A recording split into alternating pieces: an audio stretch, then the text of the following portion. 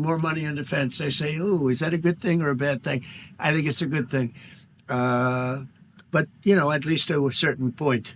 There'll be a point when I'll say, please don't arm anymore, if you don't mind. We'll be watching him. Mr. President, on Biden, Mr. President. Yeah, Biden. You said Biden. Your predecessor dismissed your auto pen investigation. He said he made all the decisions during his presidency. I'm curious your reaction to his dismissal. Well, look, the auto pen, I think, is the big scandal outside of the rigged election of 2020. I think the biggest scandal of the last many years is the auto pen. And who's using it? I happen to think I know, okay, because I'm here. And I'm not a big auto pen person, fortunately. I'm glad. I'm very glad. It's an easy way out. But it's a very bad thing, very dangerous. I sign important documents. Usually when they put documents in front of you, they're important. Even if you're signing ambassadorships and I consider that important. I think it's inappropriate. You have somebody that's devoting 4 years of their life or more to being an ambassador. I think that person deserves to get a real signature, not an auto pen signature. And I can tell auto pen easily. I can look at it like two little pinholes from pulling the paper, right? You always see the pinholes. Yeah. It's real easy to tell about auto pen. I think it's very disrespectful to people when they get an auto pen signature. Outside, auto pen to me are used when thousands of letters come in from young people all over the country and you want to get them back. And, people use auto pens for that, to send a little signature at the bottom of a letter. We have thousands of them. We get thousands of letters a week. And it's not possible to, do. I'd like to do it myself, but you can't do it. To me, that's where auto pens start and stop. But I'm sure that he didn't know many of the things. Look, he was never for open borders. He was never for transgender for everybody. He was never for men playing in women's sports. He changed. All of these things that changed so radically. I don't think he had any idea that frankly, I said it during the debate and I say it now. He didn't have much of an idea what was going on. Mr. President, You shouldn't be. Essentially, whoever used the auto pen was the president. And that is wrong. It's illegal. It's so bad. And it's so disrespectful to our country. Mr. President. Mr. President, will you leave your troops in Germany? And if I may ask a question to the Chancellor to answer in German for the German audience, how is your first encounter been? The answer is yes. We'll talk about that. But if they'd like to have them there, we have a lot of them, about 45,000. It's a lot of troops. It's a city when you think More of than it. that. That's good economic development. They're highly paid troops and they spend a lot of money in Germany. But the relationship with Germany is very important. Yeah, we'll be doing that. No problem. May I say a few words in German to Yes, the German please. public? So, danke für die Frage. Wir sind hier im Weißen Haus und ich bedanke mich beim Präsidenten für den sehr freundlichen Empfang im Oval Office in diesem weltweit bekannten Raum. Ich freue mich sehr, hier zu sein und wir bereiten eine Vertiefung unserer Zusammenarbeit vor. Ich freue mich sehr darüber.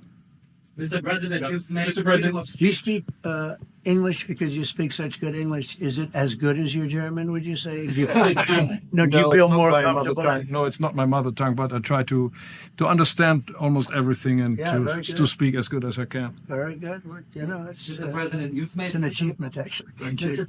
President, can I follow up on the auto pen? Thank you, Mr. President. The criticism that I've seen, and I'm sure you've seen, regarding Elon Musk and your big, beautiful bill. What's your reaction to that? Do you think it in any way hurts passage in the Senate, which, of course, what is you're seeking? Well, look, I've always liked Elon, and it's always very surprised. You saw the words he had for me, and he hasn't said anything about me that's bad. I'd rather have him criticize me than the bill, because the bill is incredible.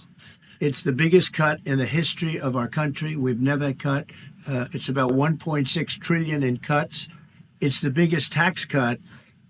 You would say, people's taxes will go way down, but it's the biggest tax cut in history. It's we are doing things in that bill that are unbelievable. And when you look at what we're doing for small businesses, for people, for middle-income people, all of the things that we're doing, nobody's ever seen anything like it. And, Elon's upset because we took the EV mandate and, which was a lot of money for electric vehicles. And, they're having a hard time, the electric vehicles. And they want us to pay billions of dollars in subsidy. And, Elon knew this from the beginning. He knew it for a long time ago. That's been in there. That's been, I would say, JD, that hasn't changed. That's been right from the beginning. Mr. Secretary, that hasn't changed at all, right from the beginning. But I know that it disturbed him. He wanted, and rightfully, he recommended somebody from that he, I guess, knew very well. I'm sure he respected him, but to run NASA. And I didn't think it was appropriate. And he happened to be a Democrat, like totally Democrat. And I say, look, we won. We get certain privileges. And one of the privileges, we don't have to appoint a Democrat. NASA is very important. We have great people.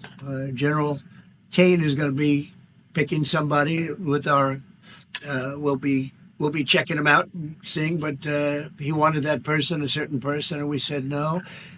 And, I can understand why he's upset. Remember, he was here for a long time. You saw a man who was very happy when he stood behind the Oval desk.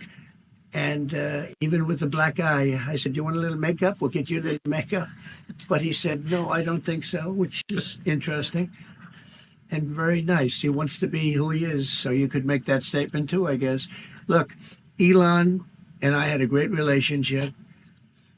I don't know if we're well anymore. I was surprised because you were here. Everybody in this room practically was here as we had a wonderful send-off. He said wonderful things about me. Couldn't have nicer. Said the best things. He's worn the hat. Trump was right about everything. And I am right about the great, big, beautiful bill. We call it a great, big, beautiful bill because that's what it is. And again, biggest tax cuts in history, biggest economic development moves anywhere. We've never done anything like it. Business is spurred. And I don't know if you've seen the numbers, but the numbers came out. Even the CBO, which is run by Democrats, said that we're going to be doing, I'd like you to discuss it, the 2.8 trillion that CBO, this is a group of people that are Democrats. They're very hostile to us. But they just came out with phenomenal numbers, what it does. You want to mention that, Scott? Yes, sir. So what we've seen is we keep hearing from the CBO that there's going to be a large deficit from the bill, which we disagree with. But using the CBO scoring, they came out and scored the tariff revenue. We think it'll be the minimum of $2.8 trillion over the 10-year window, which actually puts the bill in surplus if you include the tariff revenue, which they won't do. It gives you a tremendous surplus, but we're not allowed to use that. For some reason, they say scoring. Nobody knows what scoring means. Maybe a couple of people, but nobody. Somebody sits in the background. They say, well, we're not going to allow that. They're not allowing other things that we have that are tremendously profitable for our country. But if you saw the other day, CNBC, they came out with numbers, and the people on the show, very good people, I've watched them for a long time, they couldn't believe the numbers, how good they are. The numbers were incredible. And that was personal income and also very low inflation. We have very low inflation. We're down to 2% now, and maybe even lower than that. And when I took it over, it was a mess. Remember, we had the worst inflation probably in the history of our country. They say 48 years, but let's say I think it's worse than that. So we had the worst inflation in the history of our country under the Biden administration. Now we're down to a beautiful number, 2%. You'd actually like to keep it there. Better than zero is 2%. It's going down maybe to 1%, and 1% is like perfect. That's perfect. You don't want to have zero for certain reasons that nobody is very interested to listen to. But we have almost perfect inflation. Grocery prices are down. Everything. Remember eggs? We weren't going to buy another egg for the next 20 years. They were so expensive, right? Remember? You guys all hit me about eggs. Eggs have come down 400%. Everybody has eggs now. They're having eggs for breakfast again. But if you look at gasoline, very important. I think always the most important because it's the energy is the biggest factor. That's what happened. He screwed up our energy policy and everything went up because energy went up. But now energy is way down, and they have states where you're at $1.98 a gallon for gasoline. So the costs have come way down. And one of the things I ran on was that. I ran on the border. We have the best border in the history of our country, 99.99%. It was last week, 3 people came in. 2 of them for medical reasons. We let them in because one of them had a heart attack. I think it was a nice thing to do, and one of them had something else. So we've never had. I had very good numbers for 4 years, but we really topped it. And I want to thank Christie and Tom Holman. They've done a fantastic job. But nobody mentions that anymore. Remember, a few months ago, the border was a total disaster. People were coming in by the hundreds of thousands of people a day, a week, a month. I mean, we had a month, 2 million people came in 1 month. The border was being overrun, and a lot of bad people, criminals, murderers, drug dealers. We had some of the worst people in the world coming in from all over the world. It's totally closed. And you know what? People are coming into our country, but they're coming in legally. So we've done a great job. Elon knew that. Elon endorsed me very strongly. He actually went up in campaign for me. I think I would have won. Susie would say I would have won Pennsylvania easily anyway, even if the governor ran, the real governor, not the governor from Minnesota, he's a sick puppy, that guy. That poor guy, I feel sorry for him. But they made a bad choice with him. But if you pick Shapiro or anybody else, I spoke to him recently about his house being set on fire, which was terrible. But if they picked him, I would have won Pennsylvania. I won it by a lot.